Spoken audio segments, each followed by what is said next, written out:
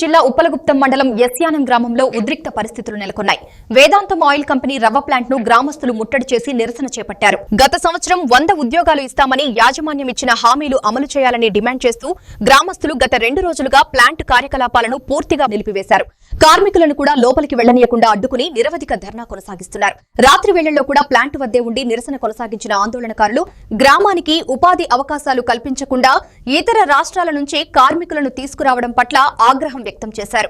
వేదాంత company నిర్లక్ష్య వైఖరి,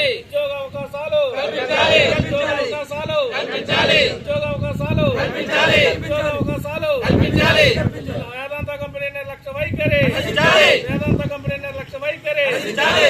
company నిర్లక్ష్య వైఖరి.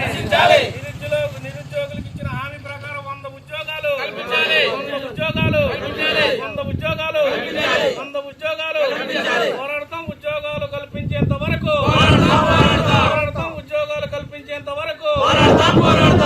ఉపాధి కల్పించేంత వరకు పోరాడతాం. ఉపాధి కల్పించేంత వరకు వేదాంత కంపెనీ నిర్లక్ష్య వైఖరి, వేదాంత కంపెనీ నిర్లక్ష్య వైఖరి, వేదాంత అధికారుల నిర్లక్ష్య వైఖరి. డౌన్ డౌన్ వేదాంత అధికారి మన్ను కన్నా.